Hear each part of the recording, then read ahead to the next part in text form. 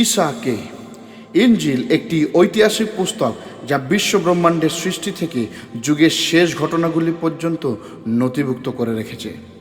পয়দায়েশ ইনজিলের প্রথম বই। এই কথাগুলি দিয়ে শুরু করে সৃষ্টির শুরুতে আল্লাহ আসমান ও জমিন সৃষ্টি করলেন। আল্লাহ অনন্তকালীন, অসীম ক্ষমতা সম্পন্ন, সর্বশক্তিমান, সর্ববিরাজমান, অর্থাৎ সব সময় সব স্থানে উপস্থিত, সর্বজ্ঞানী, অর্থাৎ সমস্ত কিছুই তিনি জানেন। তিনি সমস্ত কিছুই তার মুখের বাক্যের দ্বারা সৃষ্টি করেছেন। এরপর আমরা আরও পড়ি যে আল্লাহ কিভাবে সমস্ত কিছু যা আমরা আমাদের চারপাশে দেখতে পাই সেগুলো সৃষ্টি করেছেন। তিনি উদ্ভিদসমূহ, মাছ, গবাদি পশু, জঙ্গলের পশু, আকাশের পাখি এবং পৃথিবীর সমস্ত কিছু সৃষ্টি করেছেন। পয়দায়েশ আমাদের এই সকল সৃষ্টির বিবরণ দেয়। আল্লাহ একজন প্রধান সৃষ্টিকর্তা হিসাবে মানুষের সৃষ্টির আগেই মানব জাতির বেঁচে থাকার জন্য সব রকমের ব্যবস্থা করে রেখেছিলেন। সবশেষে তিনি তার প্রতিমূর্তিতে পুরুষ ও স্ত্রী সৃষ্টি করলেন এবং তাদের আদন নামক একটি উদ্যানে রাখলেন। তিনি তাদের আশীর্বাদ করলেন এবং তাদের ফলপ্রসূ হতে ও সংখ্যা বৃদ্ধি করতে হুকুম দিলেন। তিনি তাদের সমস্ত সৃষ্টির উপরে কর্তৃত্ব করতে এবং উদ্যানে কৃষিকর্ম ও দেখাশোনা করার হুকুম দিলেন। তাদের বাগানে যে কোনো গাছের ফল খাওয়ার জন্য স্বাধীনতা ছিল, কিন্তু নেকিবাদী যে জ্ঞানের বৃক্ষ তার ফল খাওয়া বারণ ছিল। এই গাছের ফল খাওয়ার সম্পর্কে তিনি আগেই সতর্ক করেছিলেন। তাদের বলা হয়েছিল যে যেদিন তারা ওই গাছের ফল খাবে সেদিন তারা মারা যাবে। ইবলিস যে একজন পতিত ফেরেশতা, সে সর্পের রূপে দেখা দিয়েছিল। তার দ্বারা হওয়া প্রলোভিত হয়েছিল। হওয়া ফলটি খেয়েছিল ও তার স্বামী আদমের সাথে ভাগ করে নিয়েছিল। এই অবাধ্যতার পরিণামে ইনজিল যাকে গুনাহ বলে, সে গুনাহের মধ্যে দিয়ে মৃত্যু প্রবেশ করল। আল্লাহ থেকে বিচ্ছিন্ন হওয়ার কারণে মৃত্যু মানব জাতির মধ্যে প্রবেশ করল। ইবলিস আল্লাহর শত্রু। সমসাময়িকভাবে আল্লাহ সুন্দর সৃষ্টিকে ধ্বংস করার পরিকল্পনায় সফল হয়েছিল। গুনাহ এই ভয়ানক পরিণামগুলি নিয়ে এসেছিল, কিন্তু আল্লাহ একজন উদ্ধারকর্তার প্রতিশ্রুতি দিয়েছিলেন। পয়দায়েশ 3 অধ্যায় 15 নম্বর আয়াতে তিনি সর্পকে বললেন, আমি তোমার ও স্ত্রীলোকের মধ্যে এবং তোমার বংশ ও স্ত্রীলোকের মধ্যে দিয়ে আসা বংশের মধ্যে শত্রুতা সৃষ্টি করব। সেই বংশের একজন তোমার মাথা পিষে দেবে আর তুমি তার পায়ের গোড়ালিতে ছোবল মারবে। একজন মসীহ অর্থাৎ অভিষিক্ত ব্যক্তি এক স্ত্রীর গর্ভে জন্মাবেন এবং একদিন তিনি সেই সর্পের মস্তক চূর্ণ করবেন। আরেক কথায় তিনি ইবলিসকে ও তার সাথে সেই সব কিছু যা সে মানুষের পতনের দ্বারা লাভ করেছিল তা ধ্বংস করবেন। ইনজিল বলে আল্লাহ মানুষকে এত মহব্বত করলেন যে তার একমাত্র পুত্রকে দান করলেন, যেন যে কেউ সেই পুত্রের উপর ঈমান আনে সে বিনষ্ট না হয় কিন্তু অনন্ত জীবন পায়। ইনজিল আমাদের কাছে প্রকাশ করে যে আল্লাহ নিজের 3টি ব্যক্তিত্বকে প্রকাশ করেন: আল্লাহ পিতা, আল্লাহ পুত্র এবং আল্লাহ পাক রুহু। ঈসা আল্লাহর পুত্র 2000 বছর আগে ইসরায়েল দেশে জন্মগ্রহণ করেছিলেন। অনেক মানুষেরা ঈসার অনন্যতা পরীক্ষা করার জন্য প্রচেষ্টা করেছেন ও তার জীবনের উপরে অসংখ্য পুস্তক লেখা হয়েছে। ঈসার বিষয়ে ইনজিল অনেক কিছু দাবি করে এবং তার জীবন, মৃত্যু, পুনরুত্থানের বিষয় অনেক প্রমাণ প্রকাশ করে। আমরা এই বিষয়গুলি অগ্রাহ্য করতে পারবো না বা হালকাভাবে নিতে পারবো না। ঈসা মসীহ কে এবং তিনি কি করেন সেই বিষয়ে সঠিক উপলব্ধি আমাদের গন্তব্যস্থল বদলে দিতে পারে। এই অধ্যয়নের উদ্দেশ্য ব্যক্তিগতভাবে পাক কিতাবের অন্বেষণ করার দ্বারা একটি সিদ্ধান্তে আসার জন্য আপনাকে সাহায্য করা। আমাদের নিজেদেরকেই সত্য আবিষ্কার করতে হবে এবং সেই সত্য আমাদের স্বাধীন করবে। প্রথম অধ্যায়, তার জন্ম ও তার প্রাক অস্তিত্ব। সহস্র কোটি মানুষেরা এই পৃথিবীতে বাস করে ও মারা যায়। কোন বিষয়টি একটি মানুষকে জন্মকে অনন্য করে তোলে? একজন ব্যক্তি কি তার জন্মের সময়, স্থান ও পরিবার নির্ধারণ করতে পারে? এই অধ্যায়ে আমরা ঈসা মসিহের জন্ম ও উৎস নিরীক্ষণ করে দেখব, যাতে আমরা জানতে পারি যে তিনি আমাদের সকলের থেকে কিভাবে আলাদা, যেমন ইনজিল দাবি করে। ঈসায়া কিতাব একটি প্রাচীন ইহুদিদের কিতাবের অংশ এবং এটি ঈসার জন্মের প্রায় 700 বছর পূর্বে লেখা হয়েছে। এই কিতাবে ঈসায়া নবী সেই আগাম মসিহের জন্ম, জীবন, মৃত্যু, কবর এবং পুনরুত্থান সম্পর্কে ভবিষ্যৎবাণী করেছিলেন। ঈসায়া তার 7 অধ্যায় 14 নম্বর আয়াত এবং 9 অধ্যায় 6 থেকে 7 আয়াতগুলি পাঠ করুন। ছেলে ও পুত্র শব্দগুলি সহকারে আগাম মসিহের প্রত্যেকটি উল্লেখ্যগুলি একটি ক্রুশ চিহ্ন দ্বারা চিহ্নিত করুন। ইনজিলের অংশগুলি ভিন্নভাবে চিহ্নিত করার দ্বারা আমরা ধীরে ধীরে অগ্রসর হব এবং মূল শব্দগুলির দিকে দৃষ্টি নিবদ্ধ করতে পারব। ঈসায়া তার 7 অধ্যায় 14 নম্বর আয়াতে লেখা আছে, কাজেই দিন দুনিয়ার মালিক নিজেই তোমাদের কাছে একটা চিহ্ন দেবেন, তা হলো একজন অবিবাহিত সতী মেয়ে গর্ভবতী হবে, তার একটি ছেলে হবে, তার নাম রাখা হবে ইম্মানুয়েল। ঈসায়া 9 অধ্যায় 6 থেকে 7 নম্বর আয়াতে লেখা আছে, এই সমস্ত হবে কারণ একটি ছেলে আমাদের জন্য জন্মগ্রহণ করবেন, একটি পুত্র আমাদের দেওয়া হবে, শাসন করার ভার তার কাঁধের উপর থাকবে, আর তার নাম হবে আশ্চর্য পরামর্শদাতা, শক্তিশালী আল্লাহ, চিরস্থায়ী পিতা, শান্তির বাদশা। তার শাসন ক্ষমতা বৃদ্ধির ও শান্তির শেষ হবে না।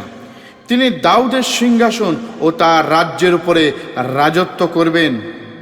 তিনি সেই সময় থেকে চিরকালের জন্য ন্যায় বিচার ও সততা দিয়ে তা স্থাপন করবেন ও স্থির করবেন। আল্লাহ রব্বুল আলামিন গভীর আগ্রহে এই সমস্ত করবেন। আরেকবার ঈসায়া 9 অধ্যায় 6 থেকে 7 আয়াতগুলি পাঠ করুন এবং এইবার শাসন করার ভার, সিংহাসন, রাজ্য শব্দগুলি ও এদের সর্বনামগুলি একটি মুকুটের চিহ্ন দ্বারা চিহ্নিত করুন। সময়ের প্রত্যেকটির উল্লেখগুলি যেমন চিরস্থায়ী, শেষ হবে না এবং এখন থেকে অনন্তকাল পর্যন্ত শব্দগুলি অথবা বাক্যাংশগুলি গোল চিহ্ন দ্বারা চিহ্নিত করুন। নিজেই একবার ভাবুন অথবা দলের মধ্যে আলোচনা করুন এবং তারপর আপনার উত্তরগুলো লিখুন। যে সন্তান কুমারীর গর্ভে জন্মাবে তাকে কি নাম বা উপাধি দেওয়া হয়েছে? ঈসায়া 9 রুকুতে ঈশার শাসন করার ভার ও রাজত্বের চরিত্রিক গুণাবলী বর্ণনা করার জন্য কোন কোন শব্দগুলি ব্যবহার করা হয়েছে? এটি কিভাবে সম্পন্ন হবে? ঈসায়া 9 অধ্যায় 7 আয়াত পাঠ করুন। ঈসাকে এইখান থেকে আবিষ্কার করার চেষ্টা করুন। ঈসার পূর্বপুরুষ বাদশাহ দাউদকে আল্লাহ ওয়াদা করেছিলেন যে তার রাজত্ব এক চিরস্থায়ী রাজত্ব হবে এবং তা কখনোই শেষ হবে না। 2 শমূয়েল 7 অধ্যায় 12 থেকে 17 নম্বর আয়াত। ঈসায়া কিতাবে যা পড়লাম সেই অনুযায়ী কুমারীর গর্ভে মসিহ জন্মাবেন, যিনি দাউদের রাজত্বের উপরে চিরকাল রাজত্ব করবেন। এখন আমরা এই ওয়াদাগুলো পরিপূর্ণ সম্পর্কে পাঠ করতে চলেছি। মরিয়ম নামক এক কুমারীর গর্ভে ঈসা জন্মেছিলেন। লুক নতুন নিয়মে 4টি সুসংবাদ লেখকদের মধ্যে একজন তার জন্মের ঘটনাগুলিকে নথিভুক্ত করে রাখেন। লুক 1 অধ্যায় 26 থেকে 35 এবং 2 অধ্যায় 1 থেকে 11 পাঠ করুন। ছেলে পবিত্র সন্তান ইবনুল্লাহ মসীহ প্রভু সহকারে ঈশার প্রত্যেকটি উল্লেখ একটি করে ক্রুশ চিহ্ন দ্বারা চিহ্নিত করুন। লুক তার 1 অধ্যায় 26 থেকে 35 পড়ুন। এলিজাবেথ যখন 6 মাসের গর্ভ, তখন আল্লাহ গালিল প্রদেশে নাসরত গ্রামে মরিয়ম নামক একজন অবিবাহিত সতী মেয়ের কাছে জিব্রাইল ফেরেশতাকে পাঠালেন। বাদশাহ দাউদের বংশে ইউসুফ নামে একজন লোকের সঙ্গে তার বিয়ের কথাবার্তা ঠিক হয়েছিল। ফেরেশতা মরিয়মের কাছে এসে তাকে সালাম জানিয়ে বললেন, মাবুদ তোমার সঙ্গে আছে এবং তোমাকে অনেক দোয়া করেছেন। এই কথাগুলো শুনে মরিয়মের মন খুব অস্থির হয়ে উঠল। তিনি ভাবতে লাগলেন, এই রকম সালামের মানে কি? ফেরেশতা তাকে বললেন, মরিয়ম ভয় করো না, কারণ আল্লাহ তোমাকে খুব রহমত করেছেন। শোনো, তুমি গর্ভবতী হবে এবং তোমার একটি ছেলে হবে, তুমি তার নাম ঈসা রাখবে। তিনি মহান হবেন, তাকে আল্লাহ তাআলার পুত্র বলা হবে। মাবুদ আল্লাহ তার পূর্বপুরুষ বাদশাহ দাউদের সিংহাসন তাকে দেবেন। তিনি ইয়াকুবের বংশের লোকেদের উপর চিরকাল ধরে রাজত্ব করবেন, তার রাজত্ব কখনো শেষ হবে না। তখন মরিয়ম ফেরেশতাকে বললেন, এ কেমন করে হবে? আমার তো বিয়ে হয়নি। ফেরেশতা বললেন, পাক রূহু তোমার উপরে আসবেন এবং আল্লাহ তাআলার শক্তির ছায়া তোমার উপরে পড়বে। এই জন্য যে পবিত্র সন্তান জন্মগ্রহণ করবেন তাকে ইবনুল্লাহ বলা হবে। লুক 2 অধ্যায় 1 থেকে 11। সেই সময় সম্রাট অগাস্টাস সিজার তার রাজ্যের সব লোকেদের নাম লেখার হুকুম দিলেন। সিরিয়ার শাসনকর্তা কুরিনিয়ের সময় এই প্রথমবার আদমশুমারির জন্য নাম লেখানো হয়। নাম লেখাবার জন্য প্রত্যেকে নিজের নিজের গ্রামে যেতে লাগলেন। ইউসুফ ছিলেন বাদশাহ দাউদের বংশের লোক। বাদশাহ দাউদের জন্মস্থান ছিল ইহুদিয়া প্রদেশের বেথলেহেম গ্রামে। তাই ইউসুফ নাম লেখবার জন্য গালিল প্রদেশে নাসরত গ্রাম থেকে বেথলেহেম গ্রামে গেলেন। মরিয়ম তার সঙ্গে সেখানে গেলেন। এর সঙ্গে ইউসুফের বিয়ের কথা ঠিক হয়েছিল। সেই সময় মরিয়ম গর্ভবতী ছিলেন এবং বেথলেহেমে থাকতেই তার সন্তানের জন্মের সময় এসে গেল। সেখানে তার প্রথম ছেলের জন্ম হলো। আর তিনি ছেলেটিকে কাপড়ে জড়িয়ে যাবপাত্রে রাখলেন, কারণ পান্থশালায় তাদের জন্য কোনো জায়গা ছিল না। বেথলেহেমের কাছে মাঠের মধ্যে রাতের বেলায় রাখালেরা তাদের ভেড়ার পাল পাহারা দিচ্ছিল। এমন সময় মাবুদের ফেরেশতা হঠাৎ তাদের সামনে উপস্থিত হলেন। তখন মাবুদের মহিমা তাদের চারিদিকে উজ্জ্বল হয়ে দেখা দিল। এতে রাখালেরা খুব ভয় পেল। ফেরেশতা তাদের বললেন, ভয় করো না, কারণ আমি তোমাদের কাছে খুব আনন্দের খবর এনেছি। এই আনন্দ সব লোকেদের জন্য। আজ দাউদের গ্রামে তোমাদের নাজাতদাতা জন্মেছেন, তিনি মসীহ, তিনি প্রভু। লুক 1 অধ্যায় 26 থেকে 35 এবং 2 অধ্যায় 1 থেকে 11 আয়াতগুলি আরেকবার পাঠ করুন এবং এইবার সিংহাসন, রাজত্ব শব্দগুলি একটি মুকুটের চিহ্ন দ্বারা চিহ্নিত করুন। সময়ের প্রত্যেকটি উল্লেখগুলি যেমন চিরকাল এবং শেষ হবে না, বাক্যাংশগুলি গোল চিহ্ন দ্বারা চিহ্নিত করুন। নিজেই একবার ভাবুন অথবা দলের মধ্যে আলোচনা করুন এবং তারপর আপনার উত্তরগুলো লিখুন। ঈশা শব্দগুলি চিহ্নিত করা ও লক্ষ্য করার দ্বারা আপনি কি শিখলেন? তার রাজ্যের প্রশস্ততা সম্পর্কে আপনি কি শিখলেন? সময়ের উল্লেখটি মনোযোগ দিয়ে লক্ষ্য করুন। লুক 1 অধ্যায় 34 আয়াত অনুযায়ী মরিয়ম কি বিষয় চিন্তিত হয়েছিল? ফেরেশতা কিভাবে তার চিন্তার উত্তর দিলেন? আমাদের তুলনায় ঈসা কিভাবে অনন্য? ঈসায়া 7 অধ্যায় 14 নম্বর আয়াত এবং 9 অধ্যায় 6 থেকে 7 আয়াতের ভবিষ্যৎবাণীগুলোর পরিপূর্ণতা লিখে রাখুন। যা আপনি আগের অংশে পাঠ করেছিলেন, কোন বিষয়টি পূর্ণতা লাভ করেছে এবং কোন বিষয়টি এখনো বাকি আছে। এই মসিহর বিষয়ে কিতাব কি বলে তা দেখতে আরও পাঠ করা যাক। আবিষ্কার করুন ইয়োহান্না 1:1-3, 14 এবং 17, এবং কলসীয় 1:13-17 আয়াতগুলি পাঠ করুন এবং কালাম, পুত্র এবং একমাত্র শব্দগুলি সহকারে ঈশার প্রত্যেকটি উল্লেখগুলি একটি ক্রুশ দ্বারা চিহ্নিত করুন। সময়ে প্রত্যেকটি উল্লেখ, যেমন প্রথমেই, পরে, প্রধান এবং আগে শব্দগুলি একটি গোল চিহ্ন দ্বারা চিহ্নিত করুন। ইয়োহান্না 1:1-3, 14 এবং 17। প্রথমেই কালাম ছিলেন, কালাম আল্লাহর সঙ্গে ছিলেন এবং কালাম নিজেই আল্লাহ ছিলেন। আর প্রথমেই তিনি আল্লাহর সঙ্গে ছিলেন।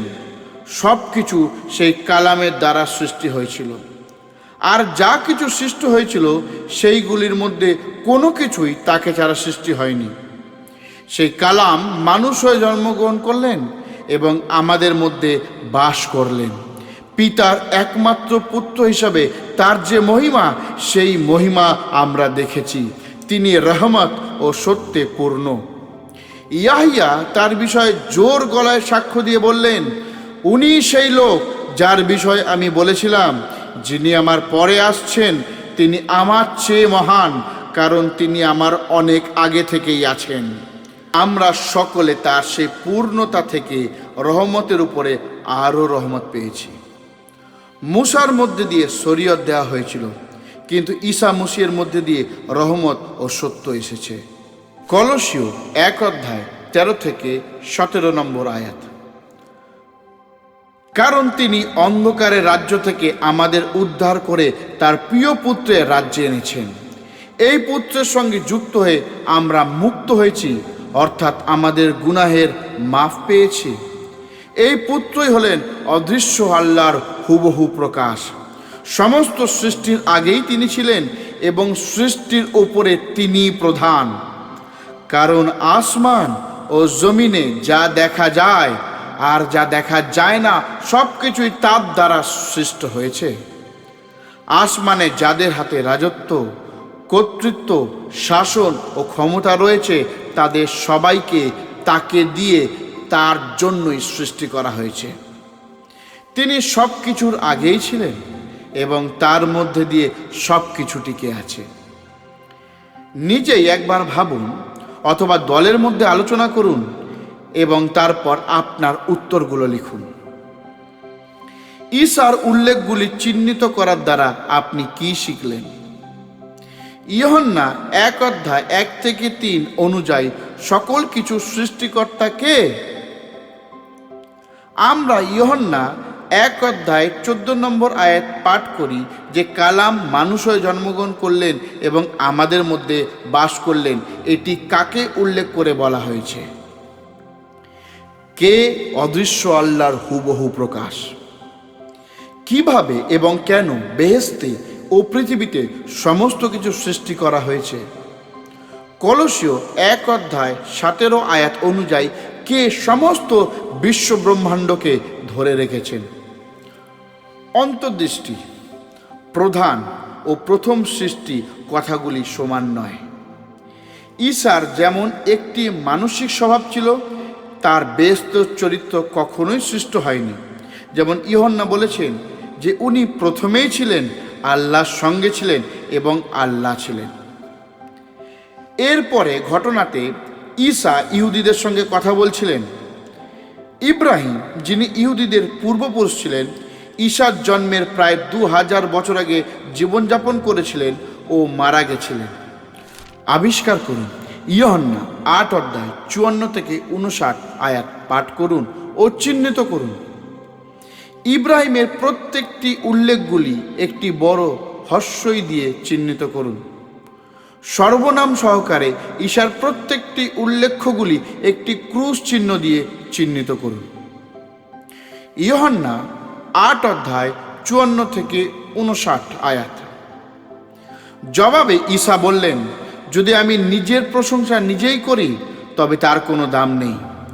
আমার পিতা, যাকে আপনারা আপনাদের আল্লাহ বলে দাবি করেন, তিনি আমাকে সম্মান দান করেন। আপনারা কখনোই তাকে জানেননি, কিন্তু আমি তাকে জানি। যদি আমি বলি আমি তাকে জানি না, তবে আপনাদের মতো আমি মিথ্যাবাদী হব। কিন্তু আমি তাকে জানি এবং তার কথার বাধ্য হয়ে চলি। আপনাদের পিতা ইব্রাহিম আমারই দিন দেখবার আশায় আনন্দ করেছিলেন।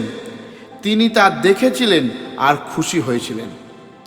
ইহুদি নেতারা তাকে বলল, তোমার বয়স এখনো 50 হয়নি, আর তুমি কি ইব্রাহিমকে দেখেছ? ঈসা তাকে বললেন, আমি আপনাদের সত্যি বলছি, ইব্রাহিম জন্মগ্রহণ করার আগে থেকেই আমি আছি। এই কথা শুনে সেই নেতারা তাকে মারার জন্য পাথর কুড়িয়ে নিলেন। কিন্তু ঈসা নিজেকে গোপন করে বায়তুল মুকাদ্দাস থেকে বের হয়ে গেলেন। অন্তর্দৃষ্টি। আমি আছি নামটি আল্লাহ নিজের জন্য তখন ব্যবহার করেছিলেন যখন তিনি মূসার সামনে নিজের পরিচয় দিয়েছিলেন। যখন মূসা জ্বলন্ত ঝোপে আল্লাহর সঙ্গে সাক্ষাৎ করেছিলেন, মূসা যিনি ঈসা মসিহের প্রায় 1400 বছর আগে বাস করতেন। আল্লাহ ইসরায়েল জাতিকে মিশরের বন্দিত্ব থেকে মুক্তি দেওয়ার জন্য তাকে ব্যবহার করেছিলেন। নিজেকে আমি আছি বলে প্রকাশ করে ঈসা নিজেকে আল্লাহর সঙ্গে সম্পর্কযুক্ত করলেন, যিনি মূসার সামনে জ্বলন্ত ঝোপের মধ্যে দেখা দিয়েছিলেন। নিজেই একবার ভাবুন অথবা দলের মধ্যে আলোচনা করুন এবং তারপর আপনার উত্তরগুলো লিখুন। এই আয়াতগুলিতে ঈসা কি দাবি করছেন, নিজের বিষয়ে তিনি কি প্রকাশ করেছেন? ঈসার এই দাবিটি ইহুদিরা কিভাবে প্রতিবাদ করেছিলেন? ঈসা তাদের প্রতিবাদের কিভাবে উত্তর দিয়েছিলেন? 59 আয়াত অনুযায়ী কেন আপনি মনে করেন যে ইহুদিরা তার উপর পাথর ছুঁড়ে মারার জন্য পাথর তুলে নিল? আবিষ্কার করুন। ইব্রানী 1 অধ্যায় 1 থেকে 3, 10 ও 12 আয়াত পাঠ করুন। পুত্র এবং প্রভু শব্দটি সহকারে ঈসার প্রত্যেকটি উল্লেখগুলি একটি ক্রুশ চিহ্ন দিয়ে চিহ্নিত করুন। সর্বনাম সহকারে আল্লাহ পিতার প্রত্যেকটি উল্লেখগুলি একটি ত্রিভুজের চিহ্ন দিয়ে চিহ্নিত করুন। ইব্রানী 1 অধ্যায় 1 থেকে 3, 10 এবং 12 নম্বর আয়াত। অনেক দিন আগে নবীদের মধ্যে দিয়ে আল্লাহ আমাদের পূর্বপুরুষের সাথে নানাভাবে বারবার অল্প অল্প করে কথা বলেছিলেন, কিন্তু এই দিনগুলোর শেষে তিনি তার পুত্রের মধ্যে দিয়ে আমাদের সাথে কথা বললেন। আল্লাহ তার পুত্রকে সব কিছুর অধিকারী হওয়ার জন্য নিযুক্ত করলেন। পুত্রের মধ্যে দিয়ে তিনি সব কিছু সৃষ্টি করেছেন। আল্লাহর সব গুণ সেই পুত্রের মধ্যে রয়েছে। পুত্রই আল্লাহর পূর্ণ ছবি। পুত্র তার শক্তিশালী কালামের দ্বারা সব কিছু ধরে রেখে পরিচালনা করেন। মানুষের গুনাহ দূর করে পরে পুত্র বেহেশতে আল্লাহ তাআলার ডান পাশে বসে আছেন। আল্লাহ আরও বলেন, প্রভু তুমি অনেক কাল আগেই দুনিয়ার ভিত্তি গেঁথেছিলে, আসমানও তোমার হাতে গড়া। সেগুলি ধ্বংস হয়ে যাবে, তুমি চিরকাল থাকবে। কাপড়ের মতো সেগুলো পুরনো হয়ে যাবে। সেগুলোকে তুমি কাপড়ের মতন গুটিয়ে রাখবে, আর কাপড়ের মতন সেগুলোকে বদল করা হবে, কিন্তু তুমি একই রকম থাকবে, আর তোমার জীবনকাল কখনো শেষ হবে না। নিজেই একবার ভাবুন অথবা দলের মধ্যে আলোচনা করুন এবং তারপর আপনার উত্তরগুলো লিখুন। অতীতে আল্লাহ পূর্বপুরুষদের সাথে কিভাবে কথা বলতেন, এখন তিনি আমাদের সাথে কিভাবে কথা বলেন? এই আয়াতগুলি থেকে ঈসার বিষয়ে আপনি আর কি কি শিখলেন? আল্লাহ যখন এই দুনিয়া সৃষ্টি করেছিলেন তখন ঈসা কোথায় ছিলেন? কে এখন সমস্ত বিষয় ও বস্তুকে ধরে রেখেছেন এবং কিভাবে? ঈসা এখন কোথায় আছেন? কে দুনিয়ার ভিত্তিমূল গেঁথেছিল ও কার হাত দ্বারা আসমান গড়া হয়েছে? দুনিয়া ও বেহেশত নিয়ে আল্লাহ কি করবেন? অতিরিক্ত অন্তর্দৃষ্টি। একজন উত্তরাধিকারী সাধারণ এমন একজন ব্যক্তি যিনি তার পূর্বপুরুষদের মৃত্যুর পর তার সম্পত্তি অথবা তার পদের আইনসঙ্গত মালিক হন। এখানে আল্লাহ ঈসাকে সব কিছুর উত্তরাধিকারী করেছেন, কারণ আল্লাহ সব কিছু তার দ্বারাই সৃষ্টি করেছেন। নিশ্চিতভাবে আল্লাহ কখনো মারা যাবেন না যে তিনি তার সম্পত্তি তার পুত্রের জন্য রেখে যাবেন। এই আয়াতগুলি এটাও শিক্ষা দেয় যে ঈসা সব কিছু তার পরাক্রমশালী কালামের দ্বারা ধরে রেখেছেন এবং গুনাহ মাফ করে পিতার ডান দিকে অবস্থিতি করছেন। পরবর্তী অধ্যায়গুলিতে আমরা ঈসার ব্যক্তিত্ব ও কাজ সম্পর্কে বিস্তারিতভাবে পাঠ করব। আবিষ্কার করুন ইয়োহান্না 17 অধ্যায় 1 থেকে 5 আয়াত পাঠ করুন এবং চিহ্নিত করুন। পুত্র শব্দটি সহকারে ঈসার প্রত্যেকটি উল্লেখ্যগুলি একটি ক্রুশ চিহ্ন দিয়ে চিহ্নিত করুন। সর্বনাম সহকারে আল্লাহ পিতার প্রত্যেকটি উল্লেখ্যগুলি একটি ত্রিভুজ চিহ্ন দ্বারা চিহ্নিত করুন। ইয়োহান্না 17 অধ্যায় 1 থেকে 5 আয়াত। এই সব কথা বলার পরে ঈসা আসমানের দিকে তাকিয়ে বললেন, পিতা, সময় এসেছে, তোমার পুত্রের মহিমা প্রকাশ করো, যেন পুত্র তোমার মহিমা প্রকাশ করতে পারেন। তুমি তাকে সমস্ত মানুষের উপর অধিকার দিয়েছ, যেন যাদের তুমি তার হাতে দিয়েছ তাদের সবাইকে তিনি অনন্ত জীবন দিতে পারেন। তোমাকে অর্থাৎ একমাত্র সত্য আল্লাহকে আর যাকে তুমি পাঠিয়েছ সেই ঈসা মসিহকে জানতে পারাই হলো অনন্ত জীবন। তুমি যে কাজ করতে আমাকে দিয়েছ তা শেষ করে এই দুনিয়াতে আমি তোমার মহিমা প্রকাশ করছি। পিতা, দুনিয়া সৃষ্টি হওয়ার আগে তোমার সঙ্গে আমার যে মহিমা ছিল সেই মহিমা তুমি আমাকে আবার দাও। নিজেই একবার ভাবুন অথবা দলের মধ্যে আলোচনা করুন এবং তারপর আপনার উত্তরগুলো লিখুন। এই আয়াতগুলি থেকে ঈসার সম্পর্কে কি শিখলেন? আল্লাহ পিতার সম্পর্কে আপনি কি শিখলেন? 2 আয়াতে ঈসা কি বলছেন যে তার কাছে ছিল, কে তাকে তা দিয়েছে এবং সেটা নিয়ে তিনি কি করবেন? 3 আয়াতে ঈসা কোন বিষয়টিকে অনন্ত জীবন বলেছেন? 5 আয়াতে ঈসা নিজের বিষয়ে কি দাবি করেছেন? ঈসার সম্পর্কে আগে যা কিছু শিখেছিলাম তার সাথে এটির কোন সাদৃশ্য পাচ্ছেন? একটি সারসংক্ষেপ। এই অধ্যায়ে আমরা লক্ষ্য করলাম যে ঈসাও আল্লাহর পুত্র, যাকে ইম্মানুয়েল অর্থাৎ আমাদের সহিত আল্লাহ বলা হয়ে থাকে। আমরা দেখলাম যে তার কাঁধের উপরে ভবিষ্যতের কর্তৃত্বভার থাকবে। তার নাম আশ্চর্য পরামর্শদাতা, শক্তিশালী আল্লাহ, চিরস্থায়ী পিতা, শান্তির বাদশাহ। ঈসা রাজত্বের ও শান্তির বৃদ্ধি কোনো শেষ নেই। তার রাজত্ব ন্যায্য ও ধার্মিক হবে। তিনি চিরকাল এই দুনিয়ার উপরে কর্তৃত্ব করবেন। আমরা এটাও দেখলাম যে আদিতে যে কালাম মাংসে মূর্তিমান হয়েছিল তা আল্লাহর কাছেই ছিল এবং সব কিছু তার মাধ্যমে অস্তিত্ব এসছে। সব কিছু বলতে সমস্ত সৃষ্টি বস্তুকে বোঝায়। তিনি গৌরবময় এবং মেহেরবানি ও সত্যে পরিপূর্ণ। ঈসা হলেন অদৃশ্য আল্লাহর প্রতিমূর্তি এবং আল্লাহ সব সৃষ্টির উপরে সর্বশ্রেষ্ঠ। বেহেশতে ও দুনিয়ায় দৃশ্য অথবা অদৃশ্য সব কিছুই ঈসার মাধ্যমে এবং ঈসার জন্যই সৃষ্টি হয়েছে। সব কিছুর পূর্বে তিনি ছিলেন এবং তাতেই বিশ্বব্রহ্মাণ্ডের সব কিছু একসঙ্গে স্থিত আছে। ঈসা বেহেশতের ও দুনিয়ার ভিত্তিমূল স্থাপন করেছেন। বিশ্বব্রহ্মাণ্ডের সহস্র কোটি তারা ও গ্যালাক্সিগুলি তার হাতের রচনা। ও একদিন তিনি সব কিছু গুটিয়েও নেবেন। এই বিষয়ে আমরা বিস্তারিতভাবে শেষ অধ্যায়ে পাঠ করব, যার শিরোনাম তার দ্বিতীয় আগমন।